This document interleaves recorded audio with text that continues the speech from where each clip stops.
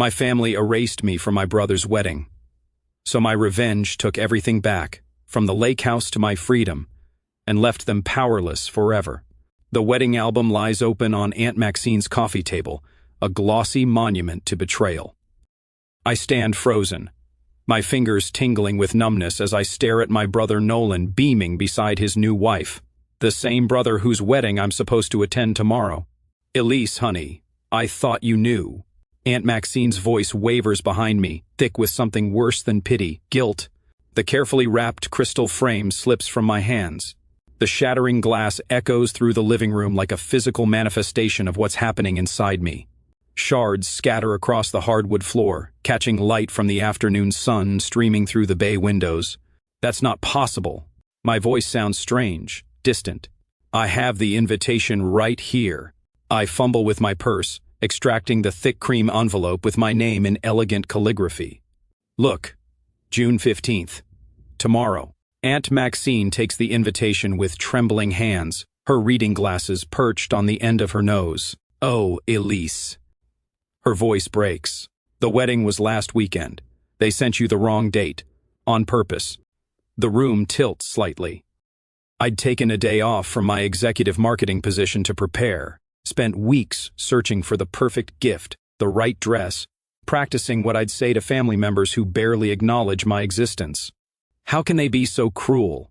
"Your mother." Aunt Maxine hesitates, then squares her shoulders. "They decided it would be easier if you weren't there." The memory of receiving that envelope floods back, standing at my mailbox, sunlight catching the gold embossing as I ran my fingers over my name. The flutter of hope in my chest. Maybe this invitation meant healing. Maybe they finally wanted me there. I remember the family dinner 2 months ago when Nolan announced the engagement. The way his eyes swept the room, connecting with everyone except me. Still, I'd smiled, offered congratulations, pretended not to notice. That weekend, I'd driven to 3 different stores hunting for the perfect dress, something elegant but not showy, something that said I belonged among them. The saleswoman had commented on my glowing smile as I stood before the mirror, heart light with hope. I kneel now, carefully gathering shards of broken crystal. When Aunt Maxine moves to help, I shake my head. "Let me." My hands tremble, but my voice has found its steadiness. They've always treated me like I was invisible. Now they've made it official. For once, I don't search for explanations to soften what they've done. Don't create excuses for their cruelty. Something shifts inside me. A tectonic plate finally breaking free after years of pressure. I stand taller, meeting Aunt Maxine's tearful gaze. "I fought with your mother about this," Aunt Maxine says, wringing her hands. "I told her it was wrong, cruel even, but she overruled me. Said you'd just bring up uncomfortable topics, ask embarrassing questions." I almost laugh. Uncomfortable topics like the thousands of dollars I've quietly funneled to keep the family lake cottage from foreclosure through my holding company. Embarrassing questions like why my brother's business failures are always forgiven while my successes are dismissed. I've spent years trying to earn my place in this family. I wrapped the broken pieces in the gift paper, the festive pattern now seeming like another mockery. I thought if I achieved enough, helped enough, they'd finally see me. Aunt Maxine reaches for my hand, her papery skin cool against mine. "Some people can't see what's right in front of them, Elise." "Not won't. Can't." The quiet realization settles over me. No achievement would ever be enough. No sacrifice would make them truly see me. I've been trying to earn what should have been freely given, and in doing so, I've allowed them to determine my worth.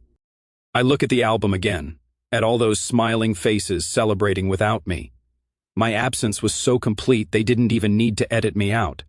They'd made their choice long before this wedding. Perhaps it was time I made mine. And I will. I will show my family who I am. I will not be invisible anymore. The next day, the steering wheel feels slick under my palms as I pull into my parents' circular driveway. Their Tudor-style home stands proud against the afternoon sky, its manicured hedges and gleaming windows betraying nothing of the betrayal within. I kill the engine but remain seated, watching through the bay window as they lounge in the living room, surrounded by wedding photos. My mother's laugh floats through the partially open window, the same delicate tinkling sound I'd spent decades trying to earn. My father leans back in his leather recliner, looking more relaxed than I've seen him in years. And Nolan, my golden child brother, stands by the mantel holding up a large wedding portrait, his voice carrying clearly across the lawn. Best decision we made was making sure she wasn't there to ruin everything, like always. A wave of nausea rises as I grip the doorframe, knuckles white against the polished wood. They continue laughing, flipping through album pages, completely oblivious to my presence. 3 minutes pass before my mother finally notices me standing in the entryway. Her champagne glass disappears behind a silver-framed photo with practiced subtlety. Elise. Not a question, not a greeting, just acknowledgement of an unexpected intrusion. The wedding was last weekend. My voice sounds steadier than I feel. You sent me the wrong date, on purpose. Nolan doesn't even look up from the album. I needed one perfect day without you. The simplicity of his statement hits harder than any angry defense could have. No denial, no pretense. You've always disrupted our peace, Elise. Mother adjusts her pearl necklace, a nervous habit from childhood. Can't you understand we needed one special occasion without your intensity? Father remains silent in his recliner, eyes downcast, studying his hands as if they hold secrets only he can decipher. His silence speaks volumes, tacit approval wrapped in cowardice. I step further into the room, noting how they occupy the comfortable seating while I stand. The physical representation of our family dynamic couldn't be clearer if it had been staged by a theatrical director. I've put thousands of dollars into the lake cottage repairs through my holding company. The statement hangs in the air between us. Did you think I wouldn't find out you've been telling everyone it's still completely yours? Mother waves her hand dismissively. That's what successful children do. They help their parents. It's your obligation. Playing with your little marketing spreadsheets while the rest of us have real careers. Nolan smirks, tossing the album onto the coffee table with careless entitlement. Dad built something tangible. I create architectural visions. What do you make besides money? Their words crystallize a truth I've spent years avoiding.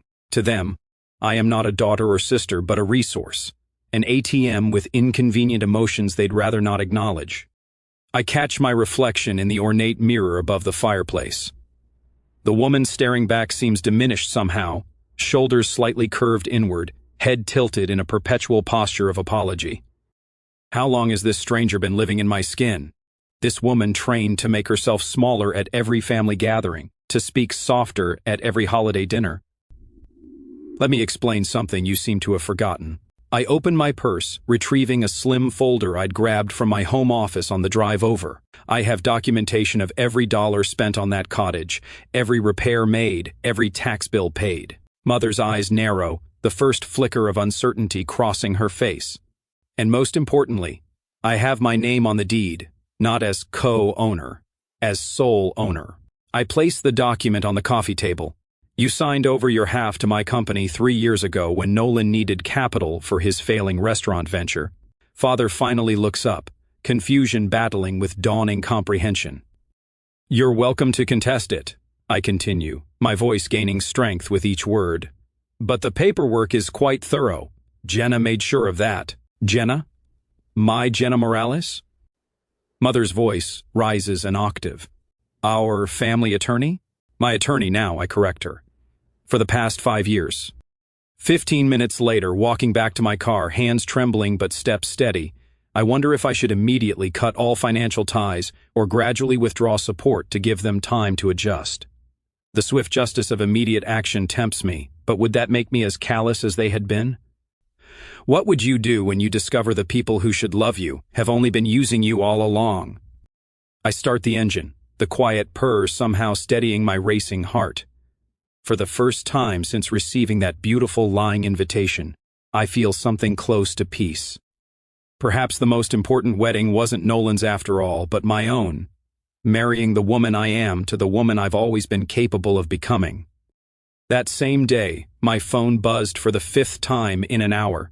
Another cousin I haven't spoken to since last Thanksgiving, suddenly concerned about my mental health.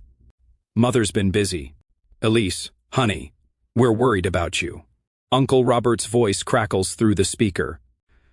Your mother says you've been making some wild accusations.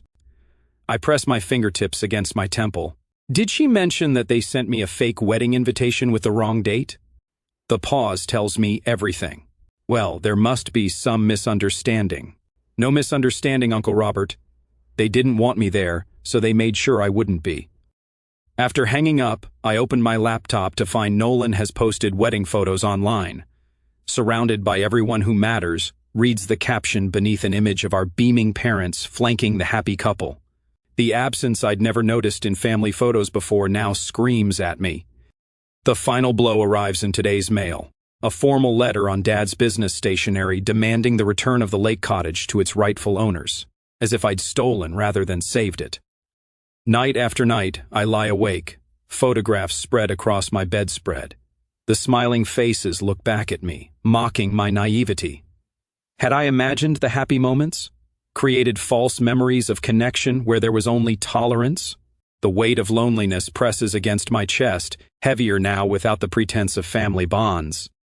During a weak moment at 3 a.m, I reach for my phone, thumb hovering over Mother's number. Maybe I am overreacting. Maybe one apology could restore the peace. But whose peace? Certainly not mine. Instead, I open my laptop and begin documenting.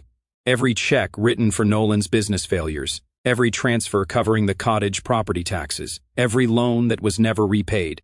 The spreadsheet grows, each entry a brick in the wall I'm finally building between us. Tuesday afternoon, a knock on my office door breaks my concentration. Aunt Maxine stands there holding 2 paper bags from my favorite deli. "Thought you might be skipping lunch," she says, placing a sandwich on my desk. She rests her hand on my shoulder, her turquoise rings catching the light. "I'm proud of you for standing up. It's about time someone in this family had courage." The simple touch nearly undoes me. My assistant's voice comes through the intercom before I can respond. "Miss Hartman, your parents are in the lobby. They don't have an appointment." Aunt Maxine squeezes my shoulder. "Would you like me to stay?" I straighten my spine. "No, I need to handle this myself." When they enter, Mother immediately produces tears, mascara perfectly intact despite them. "How could you abandon your family? We've always been there for you." Father stands rigid beside her. "The cottage has been in our family for generations. You have no right." They remain standing while I stay seated behind my desk, no longer jumping to attention when they enter a room. "That cottage hasn't been in our family for years," I say, voice steadier than I expected. "You sold your half to my company when you needed money for Nolan's failed business venture." Mother's tears evaporate. "We did no such thing." I remove a document from my desk drawer. "Your signature is right here, Mother." April 2018, when Nolan's restaurant went under. Father steps forward. "We assumed once things turned around." "You assumed I would give it back without mentioning the legal transfer? Or you assumed I would continue bankrolling the family while being excluded from it?" The words flow easier now. "I'm not your bank. I'm not your family's safety net. I'm done." For the first time in my life, my mother looks at me with something other than disappointment. Fear. I made myself clear. The intercom buzzes. "Miss Hartman, Jenna Morales is here for your 2 o'clock. Perfect timing." Jenna strides in, briefcase in hand, her authoritative presence filling the room. "Mr. and Mrs. Hartman, I believe our meeting was concluded." She gestures toward the door with practiced professionalism. "This is family business," Mother hisses. "Which is why Miss Morales, my attorney, is handling it," I reply. "All further communication will go through her office." The contrast is striking, Jenna's respectful Miss Hartman against my mother's dismissive glare. As Jenna escorts them out, Father looks back once, confusion replacing his usual certainty. When they're gone, Jenna returns with documents. "Ready to make this official?" With each paper I sign, my voice grows stronger, my signature more confident. The legal notice giving them 30 days to vacate the cottage feels like signing a Declaration of Independence. "Your mother's signature on this sale document is ironclad," Jenna says, sorting the paperwork into her briefcase. "They don't have a legal leg to stand on." As I sign the final document, my phone lights up with Nolan's name, the first time he's called in years. I watch it ring, no longer jumping at his summons. Some calls don't deserve to be answered. Next day, the documents spread across Thomas Bedford's polished mahogany desk like battle plans. I sign each one with deliberate strokes, my signature growing more confident with each page. Joint accounts closed. Co-signed loans transferred. Investment portfolios separated. Thomas checks items off his list, his voice carrying the measured cadence of a man who's witnessed family fortunes crumble before. Perfect timing, too. According to their schedule, your parents should be halfway through their country club luncheon right about now. I glance at my watch. 12:37. Mother will be ordering her second gin and tonic, father nodding politely at whatever retired executive has cornered him. The predictability of their routine has become my strategic advantage. What about the restraining order? I ask, sliding the last form across the desk. Thomas adjusts his wire-rimmed glasses. Judge Harriman will review it this afternoon. The documentation is thorough. Workplace harassment has clear precedent. I think of my parents' unannounced visits, the scenes in the lobby, the whispers among colleagues. My fingers curl into a fist beneath the desk. I've seen families destroy people, Elise. Thomas closes his leather portfolio with a decisive snap. You're making the right choice. The certainty in his voice steadies something inside me that's been trembling for days. When my phone vibrates, I expect Aunt Maxine's name. Instead, the building security number flashes on the screen. Miss Hartman? There's a situation in the lobby. Your brother is demanding to see you. Thomas notices my expression and points to the speakerphone button. I press it. Is he creating a disturbance? I ask, my voice surprisingly calm. Yes, ma'am. Security protocol requires documentation of the incident. He's quite insistent about financial matters. Thomas scribbles a note and slides it toward me. This strengthens the restraining order case. I'm not coming down, I tell the security officer. Please follow standard protocols for unauthorized visitors. 15 minutes later, my phone rings again. An unfamiliar number. Elise? It's Kendra, Nolan's wife. Her voice wavers. I'm outside your building. I close my eyes, bracing for another attack. I saw everything, she continues. The way he acted in your lobby. I had no idea he could be like that. Through the window, I spot her standing near the fountain, phone pressed to her ear, shoulders hunched against the spring breeze. He told me you refused to help with the wedding, that you were jealous of our happiness. Her voice cracks. But that wasn't true, was it? You never even knew when it was happening. The admission hangs between us. I'm sorry, she whispers. I should have questioned why you weren't there. I watch her brush hair from her face, the diamond on her ring finger catching sunlight. 3 weeks married and already discovering the person behind the performance. Thomas discreetly steps out, giving me privacy. When the door closes, I finally speak. Why are you telling me this? Because I recognize the look on his face today. It's the same one my father had when he threatened my mother. I'm not waiting 30 years to admit what I'm seeing. When Kendra reached out, I wondered if I should maintain the wall I'd built around myself or allow this one small bridge to remain.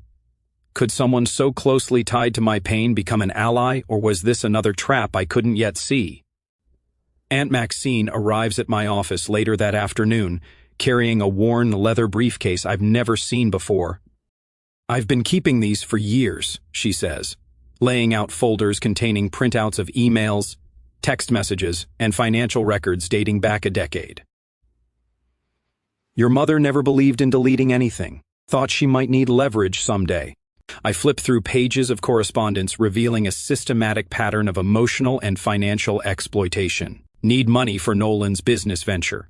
Elise won't mind co-signing. Tell Elise the cottage repairs are minimal. No need to mention the foundation issues. She's coming for Thanksgiving. Hide the new boat until after she leaves. Each message lands like a physical blow. Jenna, my lawyer, arrives as I'm midway through the second folder that day. She scans several key documents, her expression hardening. This strengthens our position on the cottage ownership considerably, she says, selecting specific emails for her files. The judge will see a clear pattern here. Thomas returns with confirmation that additional security measures have been implemented on my accounts. They won't be able to access anything, even with the information they have about you. The following morning, Jenna calls with news that makes me sit down abruptly in my kitchen.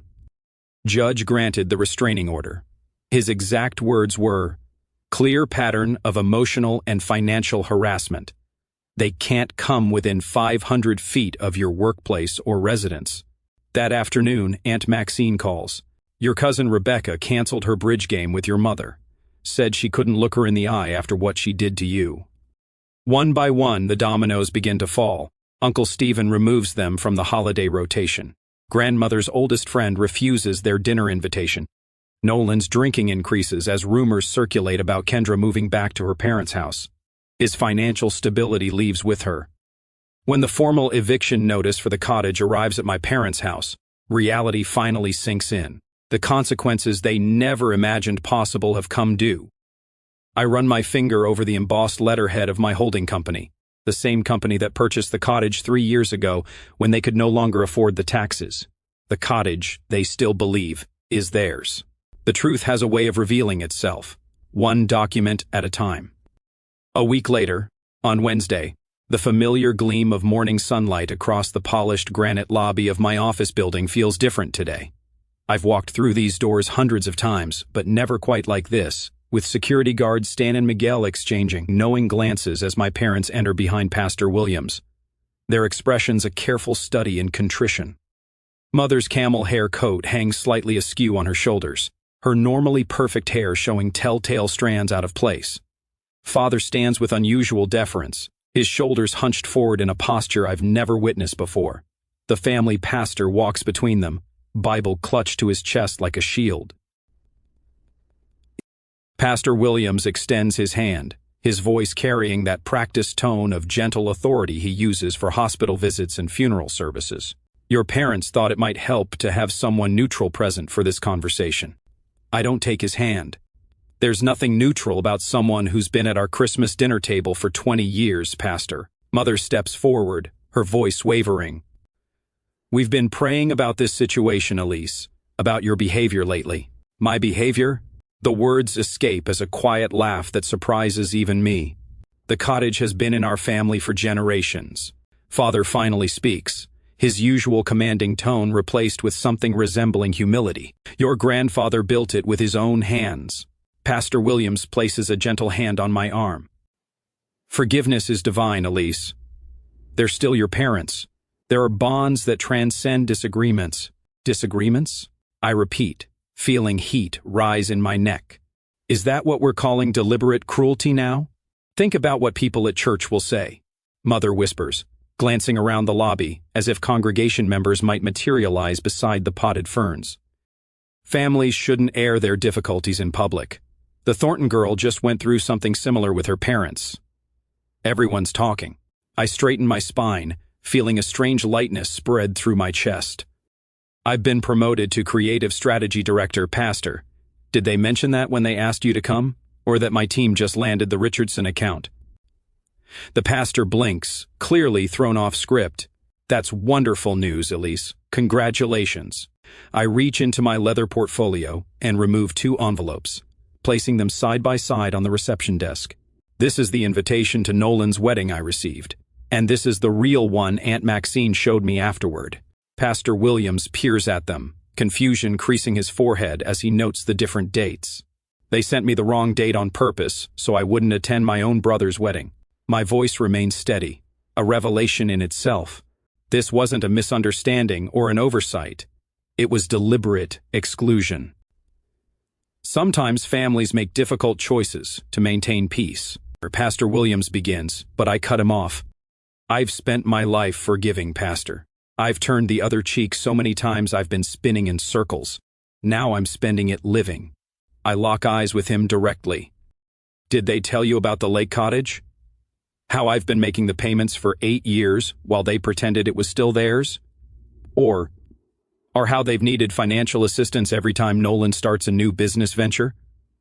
Or perhaps they mentioned how they forgot to invite me to Thanksgiving dinner 3 years running, but remembered to call when they needed their roof replaced." The pastor's expression shifts, the certainty in his eyes wavering as he glances between my parents. "Elise, after all we've sacrificed for you," Mother interjects, tears gathering at the corners of her eyes. I turn to face her fully, standing taller than I ever have in their presence. Name one sacrifice you've made for me that wasn't actually for Nolan. The silence stretches between us, becoming their answer. I pick up a manila envelope from the reception desk and hand it to my father. These are all the family photos I kept. The ones where you cropped me halfway out or where I'm standing slightly apart. I've been holding on to them thinking someday I'd feel like I belonged in those frames. Father takes it automatically, his fingers trembling slightly. I'm releasing myself from the obligation of being your daughter, I say, the words bringing an unexpected rush of oxygen into my lungs. You're free from having to pretend I matter to you. You can't just stop being family, Mother says, her voice rising. After all we've sacrificed for you. You already said that. I hold her gaze, still waiting for an example. Stan steps forward from his security desk, his presence a quiet reminder that this confrontation has an audience. Everything all right here, Miss Hartman? Yes, Stan, my visitors were just leaving.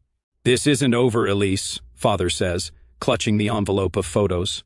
Actually, it is. I turn toward the elevator banks. Stan will show you out.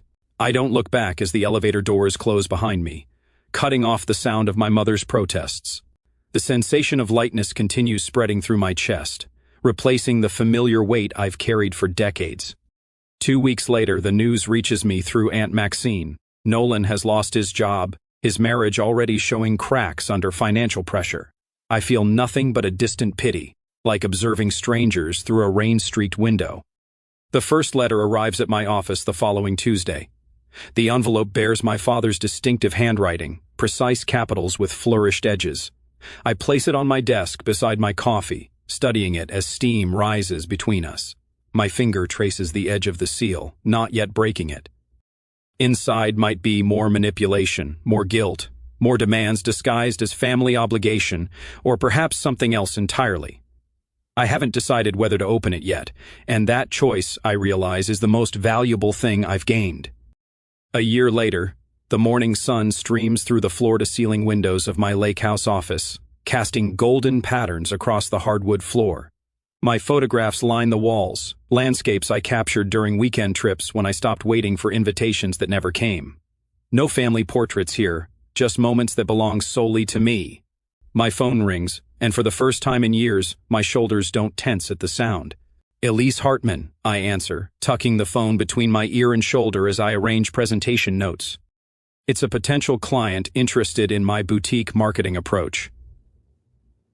As I explain my philosophy about authentic brand storytelling, I notice the wall calendar behind my desk, where family obligations once dominated. Birthdays I celebrated alone, holidays where I arrived bearing gifts and left bearing wounds. Now personal milestones stretch across the months, half marathon in August, photography workshop in September, a week in Montana just because I've always wanted to see big sky country. When the call ends, I lean back in my chair and breathe. The cottage that once symbolized my family's hold over me has become my sanctuary. The mail arrives with its usual shuffle through the brass slot. Among the business correspondence sits a thick cream envelope, my name written in flowing calligraphy. My heart stutters momentarily before steadying. Another wedding invitation. My cousin Rachel this time. I run my finger along the embossed edge, remembering how a similar envelope once carried such bitter disappointment. The date looks correct. The RSVP card includes a handwritten note. It wouldn't be the same without you, Elise. Please come. For a moment, I consider what's expected, what the old Elise would have done. Drop everything. Find the perfect gift, prepare answers to intrusive questions about my single status and childless life. Instead, I check my calendar. The wedding falls during my photography retreat in Maine. I select a response card from my desk drawer and write a genuine note explaining my absence and wishing them joy. I'll send a thoughtfully selected gift, not to earn approval, but because giving brings me pleasure when it's freely chosen. That evening, Aunt Maxine arrives first for our dinner, bringing her famous apple crumble. Thomas appears with a bottle of wine he's been saving for a special occasion. Jenna rushes in last, apologizing for court running late, her laugh filling my kitchen. 1 year, Thomas says, raising his glass once we're seated around my dining table. 1 year of boundaries that would make a fortress envious. To finding family and friendship, Aunt Maxine adds, her eyes crinkling at the corners, and strength in starting over. We clink glasses, as laughter bubbles up from somewhere deep inside me, rusty but genuine. Later, after they've gone, I sit at my desk and open my father's latest letter. Unlike his early correspondence filled with guilt and demands, this one acknowledges harm without seeking absolution. I failed you, he writes simply. You deserved better. I place the letter in a wooden box with the others, not displayed proudly, nor destroyed in anger, just acknowledged, as part of a story I no longer need to rewrite. Beside me sits a brochure for a mentoring program helping young women navigate early career challenges. My travel itinerary for Portugal, a solo journey I've dreamed about since college, rests beneath it. Both represent futures built on my terms. As I close the box of letters, I wonder if healing means reconciliation or simply peace with the past. Is family defined by blood or by those who treat your heart with care? Some bridges burn for a reason, while others can be rebuilt stronger than before. What would you choose? The comfort of what's familiar or the promise of what could be?